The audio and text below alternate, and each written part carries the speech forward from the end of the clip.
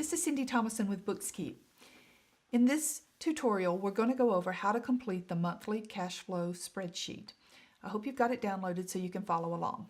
The first box that we're going to work on is step 1, where we record the dates where we start the expenses and where we end. As we talked about in the tutorial on downloading the information from your accounting software, these dates really relate to the dates that Mike talks about in his book, Profit First, where we want to choose a time period from the 26th of the month through the 25th.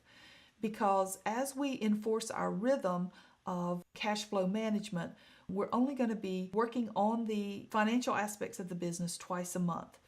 And we pick the date from the 26th through the 10th because anything that you pay on the 10th would have time to arrive to your vendors by the 15th, and subsequently anything that you pay on the 25th would arrive on the 30th. Through Mike's research and through our common approach, we understand that most bills are due on the 15th and the 30th. This analysis was being done on the 1st of December, so we record that so we know when we did our work. Just below this box, we're going to record our income. This business has income from two main sources. The first is coming from a merchant processor that comes directly through their bank cards into their bank, and then they also have income from Shopify. And so those two sources show up on their transaction list, so we recorded them based on the dates that they've come in, from the 26th through the 10th or from the 11th through the 25th. As you can see, they get more income in the first period than they do in the second.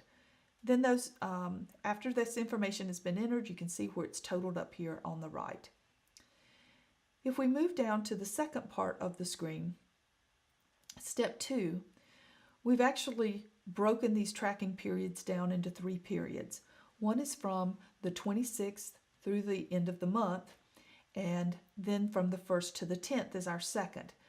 The reason we do this is because many times there are heavy expenses that hit at the end of the month, but a lot of times our income occurs earlier in the month. So I like to see if there's balancing that needs to be done for when the actual income can better match up with the expenses in a monthly period. So we break it out into 2 separate periods here, and the first one being the 26th through the end of the month. Basically, you're going to go through the download that you did from QuickBooks, or you can do a download from zero the same way, or perhaps you have just your bank statements and your credit card information. You're just going to look at the date.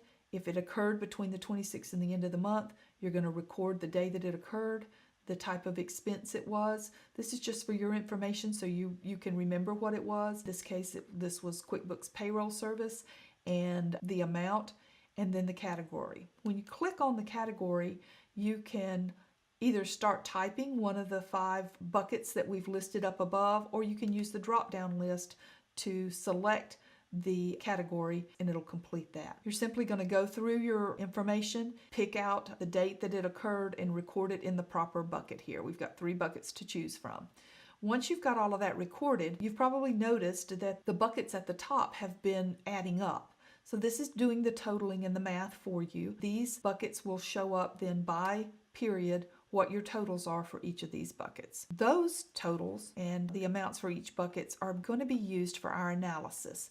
So basically that's done all the math for us, and it's brought it up to our step 3, where we can see for the period what our actual spend was for inventory, profit, in this case there's no profit, owner's pay, taxes, and operating expenses. These expenses total up to $99,928, which when you compare that to the income that we calculated in step 1, you can see that income of $82,437 was not enough to cover the expenses for this time period. The actual percentages of expenses to income, when we look at those, we can see that 24% of our income went to cover inventory, none to profit, 13% to owner pay, 5% to taxes, and 80% to operating expenses. And adding all of these percentages up, we're over 100%. In this case, we're at 121%, which is significantly higher than what our income was for that period. And as you know, we can't live with expending beyond our means for very long until we're into trouble. So this needs to be rectified. So how do we fix this? We see our little warning here below that we need to take a look at these expenses.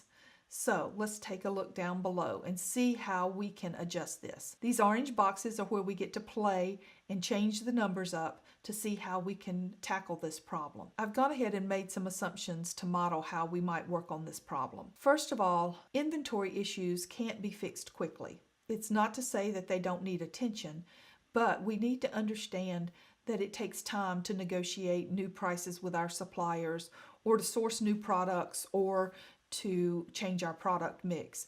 So I don't change this very often unless I can see some direct activity that will make a difference immediately. So we leave that number the same. Not that it doesn't need attention, but that it is not something we can fix quickly. I do want to go ahead and start this client on the path to profitability, so we start at 1%.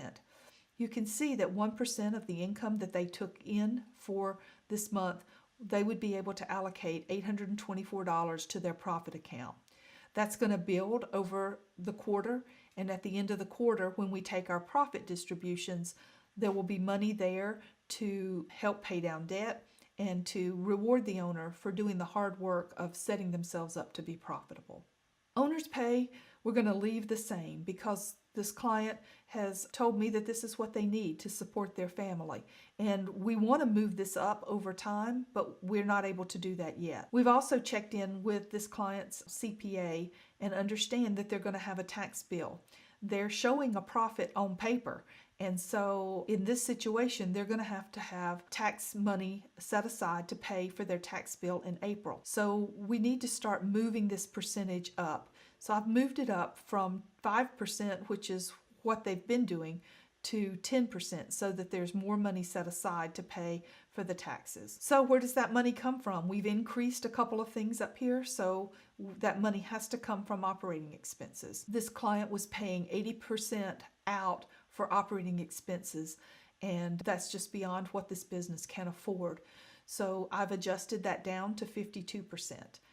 Basically taking 28% out of the business to be able to get them to a point where they can live within their means. Now, this is a time where once you understand that number, then you've got to figure out the really hard things that you have to do to cut those expenses. Sometimes they're pretty easy, but it's where the real work begins. So take a look at what's going on in those operating expenses and start figuring out how you can reduce those.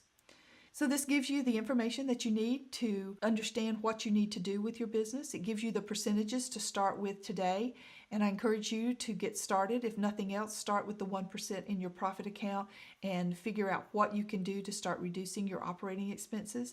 If you are completing this form and have any difficulty, there's a place where you can click. If you get stuck, please click here.